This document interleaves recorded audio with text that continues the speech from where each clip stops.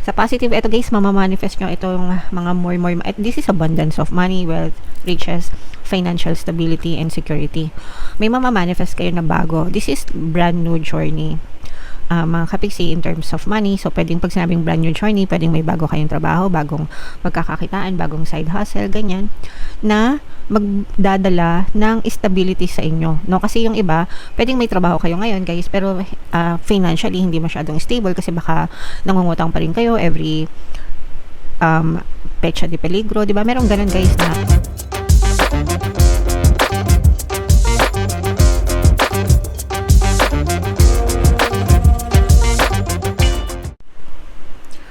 hello guys, hello Virgo, welcome back to Pinoy Pixie Tarot. Ang pamagat ng episode natin for tonight is Money Money Come to Me. Ito yung ating money reading guys para sa February, para sa Virgo, Sun, Moon, Rising Sign, and Venus. Unahin natin tong deck na to guys. Ito yung inyong money manifesting technique. So meron tayong achieve. Write down a list of all your career objectives ranging from the modest to the magnificent. Don't limit yourself or worry about how to achieve them. Simply do your best each day, keeping your thoughts focused on your goals. So, eto guys, no, pag sinabing write down, this is journaling or scripting mga kapigsi. Sulat nyo yung mga desires nyo. Specifically sa trabaho or sa negosyo dahil tayo ay money reading. Pero sa totoong buhay guys, kahit anong gusto nyong ma-achieve, kahit sa sa buhay nyo, sa pag-ibig, kahit anong aspeto guys, pwede nyong script. This is one of the best tools para sa mga beginners sa manifestation guys. Pero ako even until now mga kapiksi, nag-i-script pa rin ako, and the reason for that is because ang pagsusulat even just 10 to 15 minutes a day lowers the risk of dementia, no? So alam niyo yung dementia, di ba, yung makakalimutan lalo na pag tumatanda na. Kasi kapag nagsusulat tayo, na-exercise din yung brain natin. So parang it's like hitting two birds in one stone. So, nakapag-script ka na for your manifestation, at the same time, na-exercise mo pa yung utak mo para ma-lower mo yung risk ng dementia. Okay? So, I highly suggest mga kapiksi na gawin yung practice, yung pagsusulat, even just 10 to 15 minutes a day. And, so, paano mag-script? Isulat nyo kung ano yung gusto nyo. No? It doesn't matter kung believable siya or imposible. Basta isulat nyo lang mga kapiksi. And it helps na ma-register siya sa subconscious mind nyo. So, pagdating sa trabaho guys, gusto kong ma-promote, gusto kong ma-regular, gusto kong magkaroon ng salary increase, gusto kong tumaas yung sahod ko, di ba?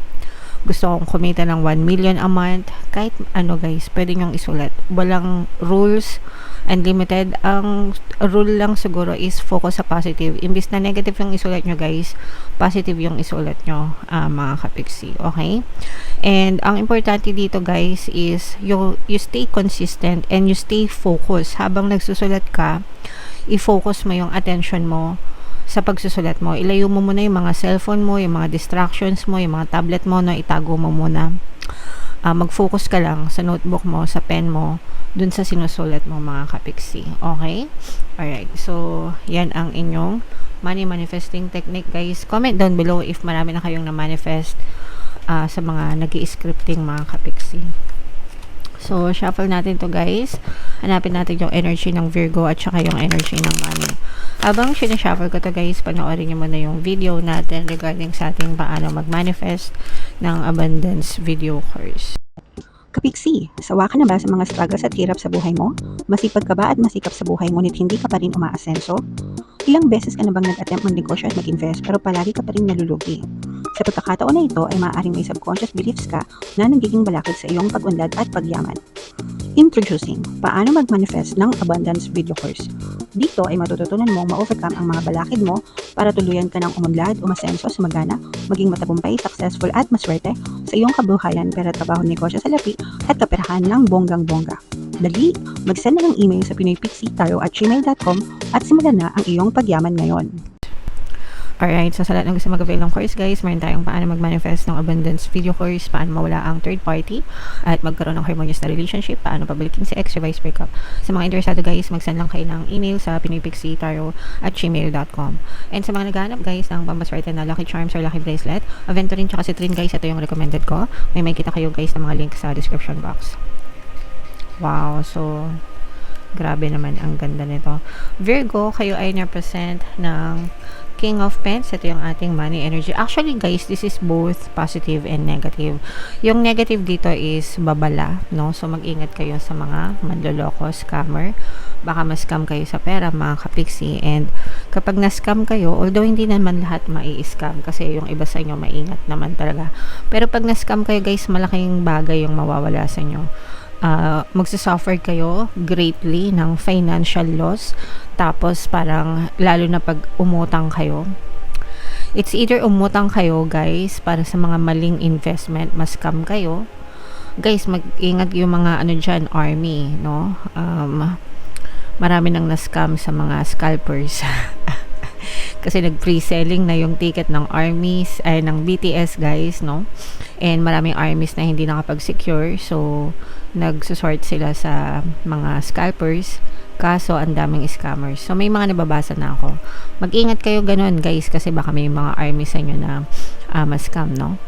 Pero eto guys, kapag na-scam kayo, sabi ko nga, you will suffer greatly from financial loss, as in malaki yung perang mawawala sa inyo. At saka, yung iba naman, baka matakbuhan ng pera, no? Kung may mga nangungutang sa inyo, ganyan, baka ganong klaseng scam naman yung ma-experience nyo. At saka guys, yung mga online transaction, no? Yung mga wallet nyo, online wallet, GCash, Paymaya, whatever, hindi ko alam guys. GCash lang meron ako. Ingatan nyo, pati yung mga online banking nyo, mga kapiksi, okay? Kasi malaking bagay, malaking halaga yung maaaring mawala sa mga mai-scam. So, yun lang naman, pag-iingat, okay? Sa positive, ito guys, mamamanifest nyo itong mga more, this is abundance of money, wealth, riches, financial stability, and security. May mamamanifest kayo na bago. This is brand new journey, mga kapiksi, in terms of money. So pwedeng pag sinabing brand new journey, pwedeng may bago kayong trabaho, bagong pagkakakitaan, bagong side hustle, ganyan, na magdadala ng stability sa inyo, no? Kasi yung iba, pwedeng may trabaho kayo ngayon guys, pero financially hindi masyadong stable kasi baka nangungutang pa rin kayo every pecha de peligro, 'di ba? Merong ganun guys na may sahod pero kapag pecha de peligro na yan, nangungutang na. So, yung iba sa inyo ganun. Pero maaring may dumating na bagong pagkakataon na mag-e-establish ng financial stability nyo. Ibig sabihin, hindi nyo na kailangang mangutang sa susunod kasi yung dadating na additional income nyo or additional source of income is medyo stable din yung kitaan. Okay?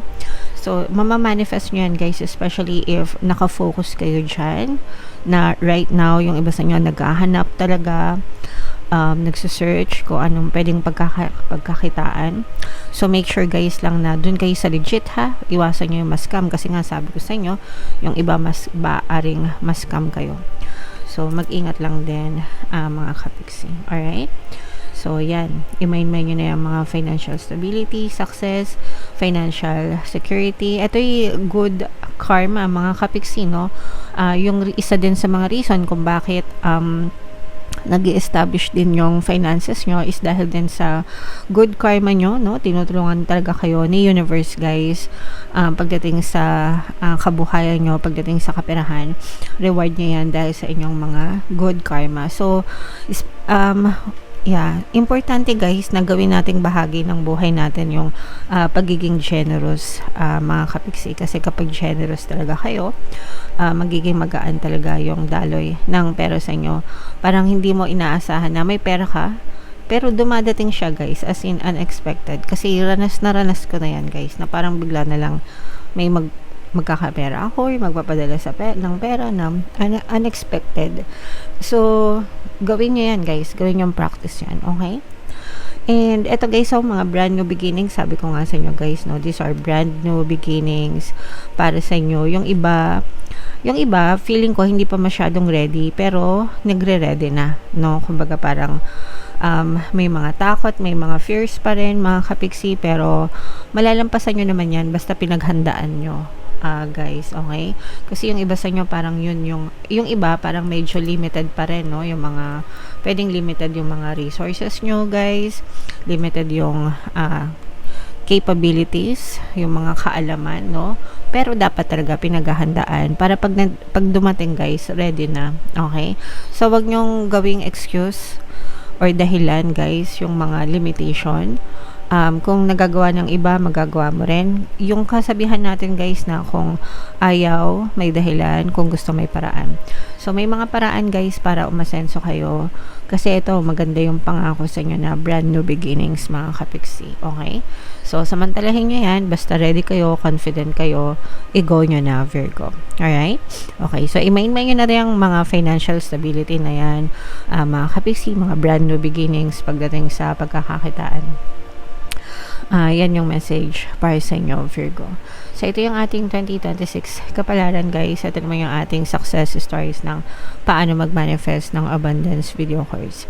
Thank you for liking, sharing, and subscribing. See you next time. I love you all. Have a nice day. Bye-bye.